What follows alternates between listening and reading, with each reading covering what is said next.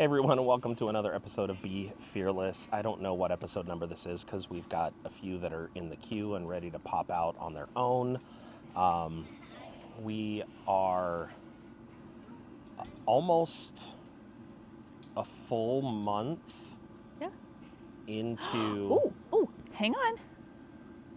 Yesterday we were full month. Yesterday we were 1 full month into full-time RVing. And it has been quite the adventure. Yes. We've only been able to show some of it on camera because a lot of times stuff happens spontaneously. And that's because we're spontaneous people. We just do life. Right, but Sarah hasn't wanted to have the camera recording all the time like we've seen on some channels. So we'll either do vlogs like this, or when we're doing something cool, we'll try to pull the camera out for it. But we want to be able to live in the moment without fearing documenting every second. Because that's just annoying. I mean, it can be. It can be. No, it's annoying. Okay. It's not as annoying for me as it is for her, obviously. But we've definitely had some interesting things happen to us while we've been out.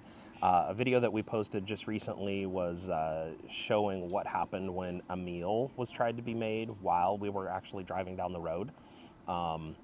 And it didn't go quite as planned. So you'll have to go back and watch that video. It's a few episodes ago, so make sure you go back and take a look at that. We've had... laundry has been hard. We've had an interesting time doing laundry. I didn't think it was going to be that hard, but the first time we tried to do laundry, we were at an RV park where you had to go 5 miles an hour. 5.5. 5.5. Very specific. And we were all the way at the very back of the RV camp, and the laundromat was at the very front. So we get all our laundry there, we go to start it, and we forgot the soap and the coins. But this one was, you could use your credit card. So I'm like, great. But we forgot the soap. So Chris was going to start it, was going to run back and get the soap, come right back. Well, and not only that, we walked in and there are 3 or 4 washers and 4 dryers. 2 of the 4 dryers are out of order. And they suck. And, well, they don't blow, that's for sure. They suck real bad. So 2 of the 4 dryers were out of order, and the other 2 were not working so well, but there was already people that were using the 2 quote-unquote working dryers, right? And as soon as I walk in, I see that there's 3 not currently being used washers, but there's a lady who is spreading herself in front of 2 of them, I claim these 2. I'm like, all right, lady, I'm not here to fight you to use the washer. I'll just take this one that's over here by itself. And we had enough to be able to fill that one without a problem. So I went ahead and put my stuff in. Well, then she realizes that she doesn't necessarily need 2 full washers. And so she finally relents and she's like, okay, well, you can use this one if you need to. And I'm like, no, actually, we're good. We got all our stuff right here. But it was at that point, I'm loading it when Sarah realizes we don't have the soap. And so she's got to drive all the way back to the back of the campsite and all the way back with our soap, okay? So I get halfway back to the laundromat, and Chris gets on the phone. He's like, where are you? I look like a stinking idiot because you're taking forever and this thing's loading. And I'm like, I'm going 5.5 miles an hour. Actually, I'm speeding. I was going 7 miles an hour. I was afraid I was going to get caught by the little go-karts, the little go-kart police. I was afraid I was going to I was almost going 8 miles an hour, but I didn't want to go real speeding. But I was like, I'm going as fast as I can. And he's like, I look like a stinking idiot. Please get here. I'm like, I'm going as fast as I can. I'll be there in a minute. So we finally got there, got the soap in there. Everything's cool. We're like, okay, we have to go to our friends, drop some stuff off that lives an hour away. We'll just wait until the wash is done. We'll throw it in the dryer. As soon as that's done, we'll go. Throw it in the dryer, come back. No, we couldn't throw it in the dryer because all the 2 dryers were taken. So we just put it in our RV wet, come back 3 hours later, put it in the dryer, 45 minutes later come back, it's still soaking wet. Try it again. The second time, still soaking wet. Finally, I have to put it in 2 different dryers. After the third time, 4 dryer loads. Finally get it dry. We probably spent like So much. $20 doing know. laundry. Well, every time we go to a new place, it That gets a little bit particular more day. expensive. So the next time, we're like, okay, we're going to be totally cool. We're going to get everything ready. We have to drive into town. We go to church at this really cute little church. We take our stuff. We walk in, and there's like a lot of people doing laundry here. This is an agricultural town Yes. because it was predominantly Latino. Mm-hmm. Not a problem, just fine. an observation. And I think there was 1 or 2 other Caucasian people in there doing laundry. They were from the campground. Right. So we put our stuff in 2 different washers. Then, and only then, do we realize we forgot the soap again, and we forgot all the coins, All our change. all the change. And the change machine was not working, and the soap dispenser was not working. I'm like, well, we are just failing big time. So we asked the children, do you have any coins? And between, like, Hannah had like almost $1. $5. Well, no, she had almost $5, but it wasn't enough at that moment. So we take everything out. We go back to the Jeep. Some lady comes out and she's like, hey, we're at the campground. We bought this soap just for the camping trip. We don't need it. Would you like the soap? I'm like, yes, that would be amazing. So she gives us her soap. And then I'm like, well, maybe we have enough for like 1 load. So we go back in there. We find cheaper washing machines. Like, there's different prices, just to let you know. There's like expensive ones, real expensive ones, and cheaper ones. They're different sizes. So we find 2 cheaper ones that we could afford. We use the lady's soap, we run it, but now we have 0 money left over, and we're hungry. It's been after church. So we're like, we're just gonna leave our clothes here. We're gonna go to a restaurant. So we do. Order our stuff. I've got the timer set on my phone. Then I'm like, oh, we just got all our stuff ordered. It's time to change out the laundry.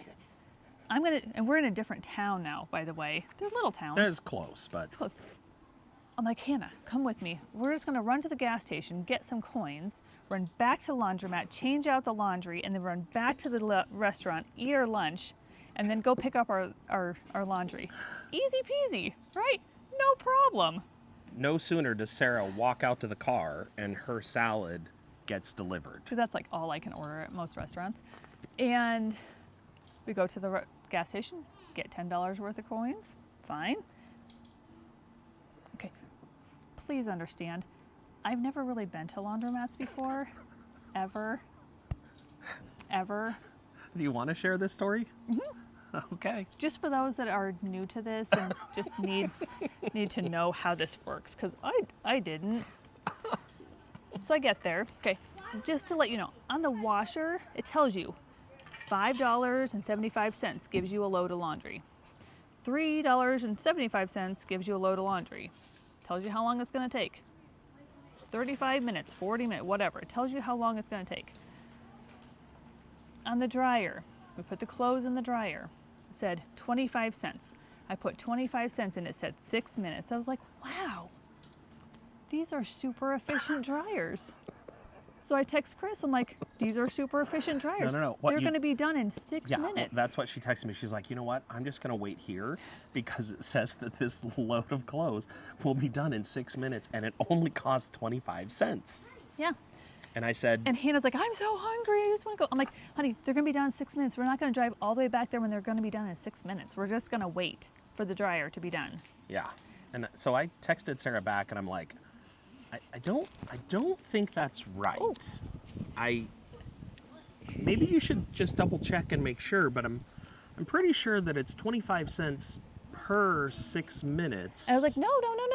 It says 25 cents. I put it in there and it's 6 minutes. I said, now I'm looking around because I'm trying to figure this out, right? The washer or the dryer next to us at 8 minutes. I'm like, well, that must be not as efficient. Because that one's an 8-minute dryer. Ours is a 6-minute dryer, so it must be more efficient. So now we're down to 5 minutes, and Hannah's still whining about how hungry she is. She's going to pass out. You know, she's a teenager. She can't really handle this. Now we're down to 4 minutes, and we're still texting back and forth. Finally, Chris calls me, and he's like, are you sure? I don't really get this. I'm like, no, really. I put in the 25 cents and it said 6 minutes. It must be a super efficient dryer. Meanwhile, I'm thinking that the amount of flame and heat that it would take in this dryer to dry an entire load of laundry in 6 minutes. I'm like, I want to see this stinking dryer. Like, I cannot imagine. I wasn't thinking about that. I was just thinking the washer said this much time, this much money. It was very clear. The dryer didn't say that. It said 25 cents, and then it popped up with how many minutes. It was obviously very efficient. I was pretty convinced it was just a very, very efficient dryer. But then as Chris was talking to me, I started thinking about how long the dryer always used to take at my house. And that maybe, just maybe, it might not actually be a 6-minute dryer. So I threw another coin in and it popped up to now, like, I don't know what it would be 12 like. minutes or... Yeah. And so every additional coin you put in added 6 minutes. So we just put in like 30 minutes. And then we went back and had finished our dinner. Came back and the clothes were nice and dry. I learned something. The next time I was really scared to go to the laundromat by myself because we just had fiascos until that point. But Hannah was at camp. Becca and Chris wanted to go fishing. So I let them go fishing and I showed up by myself and I did the laundry and I got it all done by myself. And I had Wi-Fi because this was a town with like no Wi-Fi where we were. And as long as I was touching the building, I had Wi-Fi. If I stepped away from the building, no Wi-Fi. But if I was touching the building, I had it. So I just sat there touching the building so I could get some Wi-Fi. So it's been very interesting. So now we keep our laundry soap in the Jeep along with the coins because I just can't remember. I thought we kept them in the bottom of the basket. Well, I kept them in the bottom of the basket and in the Jeep. I've got 2 sets, actually. Yeah. Just to make sure. So that was our laundry fiasco. So hopefully someone will find that at least a little bit helpful when it comes to laundry when you're out on the road. Now, we did laundry at Sarah's Uncle Dan's, and that was wonderful because we didn't have to worry about any coins or anything along those lines. I know how those work. And Sarah drove into town at our current place and did laundry by herself. It seems like when she's by herself, everything just seems to go super smooth with the laundry. Why don't you just do it by yourself? But whenever I come along, there's always some kind of a hiccup, a mistake, or something forgotten. I don't know. I don't understand it, but it just seems to be the way that it is. But one time I went by myself and I discovered there was a Menchie's ice cream place, frozen yogurt, right around, like literally the parking lot for the laundromat was here. Menchie's was right touching it. Drove over there, had myself a little Menchie's, relaxed. I came home and I said something to the girls. They're like, well, did you bring us Menchie's? I'm like, did you come help with the laundry? Have you heard about the little red hen who could? Or what was it? I don't know what it's called. The little red hen, yeah. She planted the corn, watered the corn, picked the corn, ground it, made the bread. No one helped her. No one got to help her eat the loaf of bread. Said, y'all didn't come to help me with the laundry. You don't get any ice cream. So maybe you should think about that next time. Let's talk about Little Red Hen here. Yeah. So, yeah. Ugh. So that was fun. And then, we've got tons of stories. It's hard to decide which ones to put in. We stayed at on our first actual outing after leaving our home. We stayed at this. This was when we were leaving, our Michigan family, essentially. When we drove out and we stayed at a place called Higgins Lake.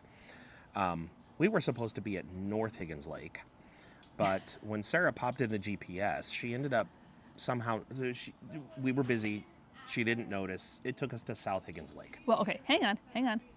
You put it in the RV Trip Wizard to go to North Higgins Lake. But then that was routing us, it was going to take a long time. Million years to get there. So I put it in my phone as Higgins Lake. And I looked and it was going to North Higgins Lake because I knew I knew on the map where we're supposed to be. I was like, great. And then Chris wanted it on his phone and we were just going to get rid of the RV Trip Wizard for that time. So I grabbed his phone, I just put in Higgins Lake, thinking it was going to pop up to the same exact place. Well, it didn't. It went to South Higgins Lake instead of North Higgins Lake. But I didn't realize that because I didn't zoom in again to make sure it went to the right place. So that's the So we show precursor up to this. to South Higgins Lake, and I'm in the middle of the road at a turn lane, and Sarah's like, no, we need North Higgins Lake. And I'm like, okay, but I'm in the middle of the road, and we don't have the coordinates of where we need to go. I don't know how to get there. So I went ahead and tried to turn in the hopes that there was a spot where we could like pull off and figure out what we needed to do. Well, there wasn't really a spot to pull off. So we're like, well, maybe we can go in and find somebody at a kiosk or something, because it's a state park, South Higgins Lake State Park, North Higgins Lake State Park. It's a state park. We figure I'm sure we can find somebody who can help us navigate us. So we pull in and we just keep driving and driving and driving. And then we get to a spot where we cannot turn around. Like there's no place to turn around. There's and no when you are hauling a vehicle behind you, you can't back up.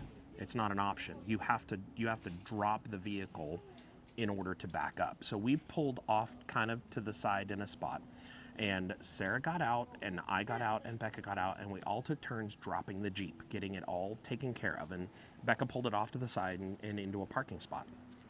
Sarah then is outside the RV while I'm trying to back up, and she's guiding me to make sure that I don't whack anything. And we're all a little bit We're tired, annoyed.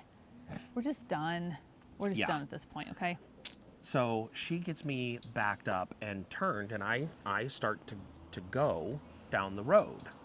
And she's on the radio yelling at me to stop. Well, at first I'm To like, let okay, her in. let me in. And he just keeps driving. And then I'm like, okay, the game's over. Like, you're not funny. Okay, let me in. And I'm like running down the road, and he's continuing to drive away from me, just leaving me in the dust. Hello, let me in. This isn't funny anymore. Stop the RV. Let me in. She's literally, Hello, I hear on the I'm radio. not running all the way. And then I start screaming, stop the RV. And so I get on there and I'm like, why are you trying to get in? Because somebody needs to drive the Jeep that we've removed from the back. And Becca is sitting in the Jeep waiting on Sarah to come back and get in the driver's seat to be able to follow the RV up to North Higgins Lake. Forgot about the Jeep. I just forgot about it. 100% forgot about it. Just forgot about it. So that was fun. I went back, got the Jeep. We got here fine. It was fine. It was all fine. It was fine. You're right. It was fine. fine. Well, I think that's good for now. Yeah. We will definitely have more stories to share as time goes on. So hopefully you got a chuckle at our foolishness. And yeah, stay tuned for more, because I guarantee you, between the two of us, there's going to be some doozies. Just a couple. Have a good one. So since you didn't like how I introduced it last time, you introducing it yourself. You didn't introduce it last time. I introduced the last one. I introduced the other one, and you didn't like it. You said you were supposed to do it this way, and I didn't because I forgot everything you said. So you can do it yourself. Go ahead. This is going in the outtakes? I don't know. Go in the intakes. No, the outtakes. That's the You can mess go in ups. the upside down takes. I don't care. Go ahead. Roll it. You know, snap. I don't think that's a A thing. little clicker. Just go. Take 75. This is just our one take. Oh. Well, it feels like it's been longer. Hey, everybody. Stupid wasp. Yellow jacket. It likes me. Yeah, it thinks you're sweet. Everyone thinks I'm sweet. Except my children. Exactly.